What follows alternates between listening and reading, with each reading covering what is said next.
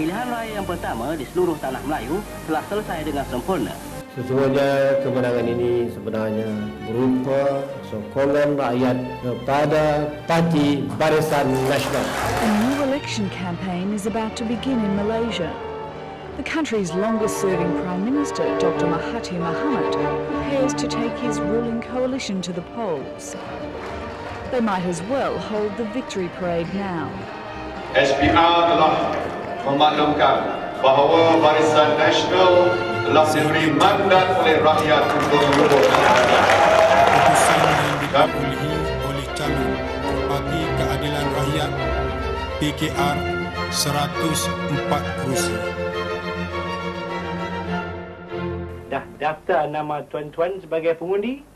Jangan lupa boleh mengundi calon-calon yang tuan-tuan suka. Pilihan Raya Malaysia merupakan ciri asas demokrasi Malaysia. Ia diadakan setiap 5 tahun dan merupakan proses di mana rakyat memilih pemimpinnya sendiri. Pilihan raya membolehkan semua rakyat, tidak mengira bangsa, kaum maupun agama, untuk mempunyai hak yang sama rata dalam memilih pemimpinnya. Ada 4 elemen penting dalam pilihan raya. Pertama, pengundi. Kemudian kita ada calon, kita ada bahagian ataupun kawasan pilihan raya sendiri, dan juga proses pilihan raya itu tersendirinya. Secara normalnya pilihan raya Malaysia diadakan dua peringkat. Peringkat persekutuan dan peringkat negeri. Yang peringkat persekutuan inilah yang kita memilih ahli parlimen yang akan menjadi anggota Dewan Rakyat. Yang peringkat negeri dia akan menjadi kita memilih adun kita, iaitu ahli Dewan Undangan Negeri. Kebiasaannya peringkat negeri dan peringkat persekutuan ni dia akan diadakan serentak. Jadi apabila YDPM membubarkan parlimen, maka dibubarkanlah sekali juga Dewan Undangan Negeri dan juga Dewan Undangan Rakyat. Bagaimanapun, bukan semua orang dapat mengundi pada hari pengundian. Pegawai SPR hendaklah bertugas pada hari pengundian. Bagaimana pegawai SPR hendak mengundi pada hari pengundian? Mereka akan mengundi melalui undi pos. Pengundian pos adalah kemudahan yang diberi kepada golongan yang tidak dapat hadir pada hari pengundian atau mengundi awal kerana bertugas pada hari tersebut.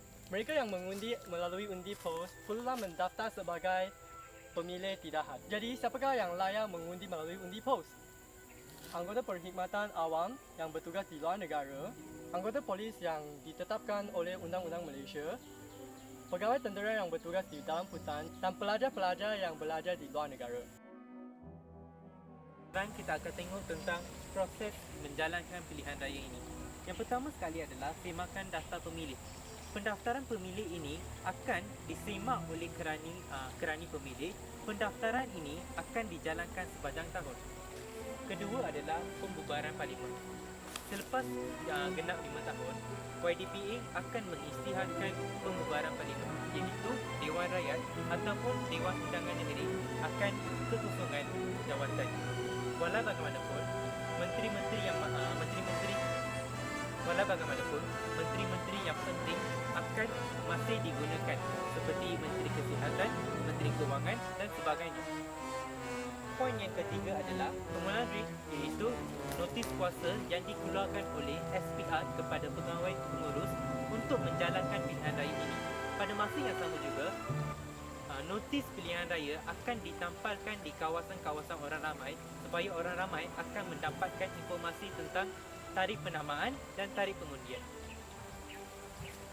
Kelima adalah kempen pilihan raya, di mana calon akan menguruskan kempen-kempen dengan pemasangan poster, pengedaran risalah, kempen rumah ke rumah dan sebagainya.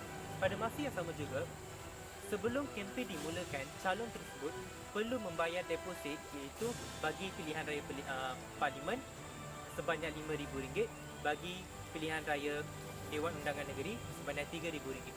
Keenam adalah hari pengundian, iaitu di mana pengundi akan keluar untuk mengundi di pusat pengundian. Kebiasaannya, pusat pengundian ini akan diadakan di sekolah dan pengundi perlu bermasatin di pusat pengundian yang tertentu. Selepas tempoh pengundian, ketua tempat mengundi akan mula mengira kertas-kertas undi. Selepas pengiraan pengundian, pegawai pengurus akan mengumumkan siapakah pemenang. Selepas pemenang diumumkan, parti atau gabungan yang dapat majoriti di parlimen akan membentuk kerajaan dan parlimen bersidang. Undilah puan dan tuan, 27 hari bulan, pilihan raya yang pertama. Pergilah, undilah bersama-sama.